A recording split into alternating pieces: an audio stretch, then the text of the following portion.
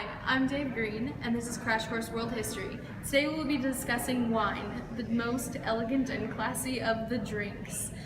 Now you may be wondering, Dave, why are we talking about wine, and what does it have to do with world history? I'm here to tell you that wine is a defining drink for civilizations and has helped to shape and influence world history throughout all the ages and has effects that still last till today.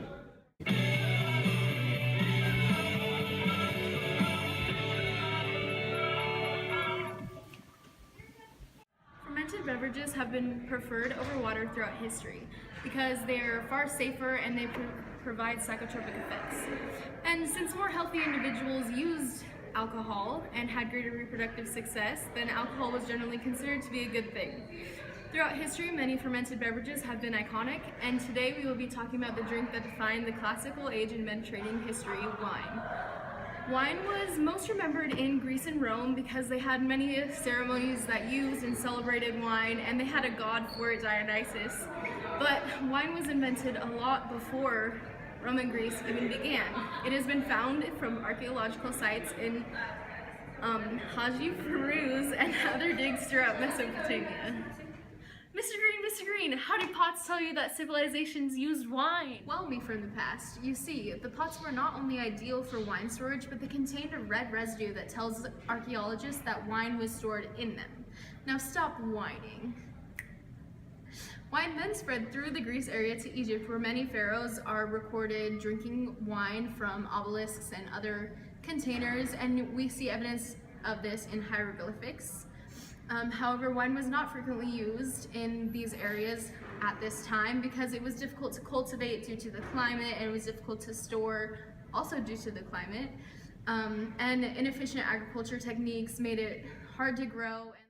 Then everything changed when the Assyrians attacked.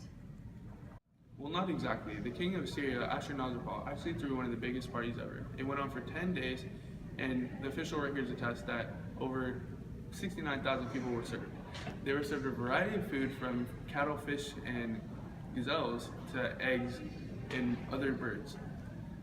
However, what was most impressive was his choice of drink, wine. Previously, wine was only available in small amounts and only the elite could afford it. So, the king having enough for all his guests was a perfect representation of his wealth. This wealth passed on to his son, Shalmaneser, who has been depicted on an obelisk drinking wine from a bowl. Both kings used wine as a symbol of wealth, which gave wine its initial status of luxury and social power. Due to this propaganda, wine became emblems of power, prosperity, and privilege. As wine became more cultivated throughout Greece, it was exposed to all of the social classes. The lower class generally drank inexpensive wine that was not aged for a long time, but they still had it. And the higher class generally had very fine, exquisite wines that were expensive and aged for a long time to display their wealth to all of their cool friends and gain power. Then they used this to rise to social dominance because if you displayed your wine at your symposia, your social gatherings, then you could gain favor in many different ways, socially, politically, economically, and just, displaying your prowess. Certain cups were used to represent different political factions. The cup that you used for wine was very important because you could represent your faction and gain favor among your peers. In Greek and Roman societies, they were very focused on politics, so, as I've said, the cups were important, and the leaders would use it to gain power. Wine also gave power to Greek and Roman societies economically. They could trade it to many places, such as Italy and Crete and all along the Mediterranean region. This allowed them to expand their culture and make money. Wine was so important to Greece and Rome economically that it was even featured on Greek coins. As Thucydides said, the peoples of the Mediterranean began to emerge from barbarism when they learned to cultivate the olive vine.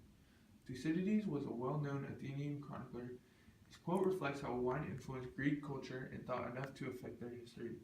This shows how Mediterranean societies considered themselves civilized largely due to the culture that surrounds wine and the many rituals that determine their social life. Wine culture was the center of life in the Mediterranean at this time. There were many rituals surrounding wine, and social life was determined by what wine you drank and how you drank it.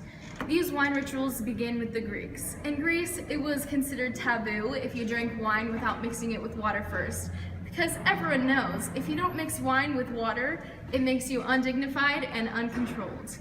However, the Greeks conquered this by mixing wine with water in a large basin called a crater. Even if the finest wine in the world was drunk without being mixed first, the person drinking it was considered barbaric.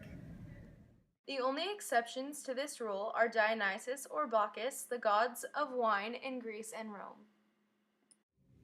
Anyway, along with mixing water and wine, there were many other social rituals that were accompanied with wine consumption. And in Greece, there were special meetings known as symposia, where only men, gathered together and drank wine in a large variety of ways. There were some symposia that were social and less formal, where they generally drank stronger drinks and musicians and dancers were present. They were used to pursue worldly pleasures such as political power, using wine to loose the tongue of their enemies. But there were also more political and formal symposia where men got together to have intelligent conversation, discuss philosophy, and used wine as a way to help people feel safe and non-judged in an environment where they could all discuss how to better the world and, philosophy and stuff. At the heart of all symposia, whether social or more centered on philosophy and intelligence, was the pursuit of pleasure, either gaining more knowledge or relaxing and being free from the social pressures that were in Greece at this time. But in any form, the symposia centered around the consumption of wine and allowed many ideas and cultural traditions to take place. In ancient times, wine was a very useful item in the medical field. Wine contained antibacterial products, which made it a good cleaner.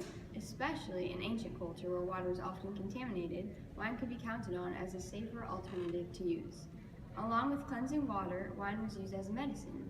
A man named Galen was a young doctor who often treated gladiators and was interested in the practice of using wine to heal their wounds.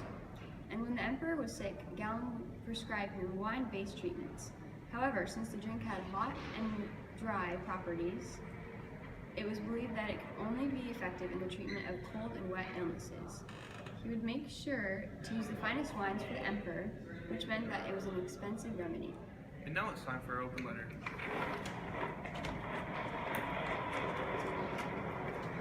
But first, let's see what's in the secret compartment today.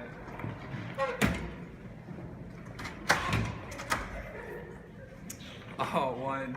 Tastes almost as good as the wine that's served and bought from Marcus Antonius. If I could be anyone in the world, it certainly would not be you. Understand you want to get the best wine for someone as noble as Mark, but what you failed to realize is that he was on the run. And when the viner asked why you're getting more expensive wine than your normal order, you told him who your special guest was. And then he ended up telling Gaius Marius, who then sent a soldier to kill, you guessed it, Marcus Antonius.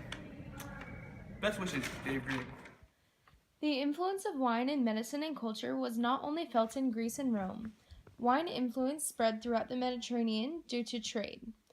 Using sea-based trade routes, amphora, which are pots that hold wine, have been found all over the Mediterranean region.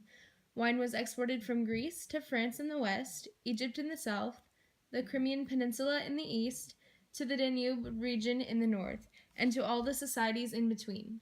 This created a sphere of influence where wine culture could be spread through trade contacts. Trade fosters the transfer of ideas, religions, and social customs, which lead to cultural borrowing and syncretism. In this instance, the trade of wine transferred Greek culture and influence throughout the Mediterranean. Today we know that wine and vineyards can be found all over the Mediterranean. This is because of the wine trade from the classical age. Without wine, trade in the Mediterranean region would have been slowed, causing less exchange of goods and culture, meaning that the Mediterranean as we know today would not exist. All along the Mediterranean, especially as knowledge of cultivation techniques expanded, wine was a drink that allowed cultures such as Greece and Rome to share their culture and influence throughout the globe. Wine was highly esteemed, even in places as far as France, Spain, and Italy, where it was traded and became a highly beloved drink that their culture used.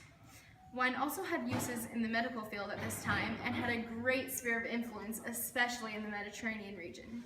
When countries adopted wine into their culture, it became a symbol of power, luxury, and privilege. Elaborate rules were made in how wine could be drunk and what wine you needed to use to be so high on the social ladder. With cultural, economic, and medical value, wine was a major component of Mediterranean culture during the Classical Age. But was it really that important? Did wine affect history, or was it a series of outside events?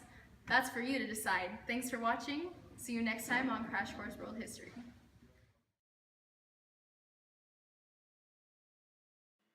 Today's Crash Course was produced in association with Mr. Morano's AP World History class of 2017. Thank you for watching, and as they say in my hometown, don't forget to be awesome.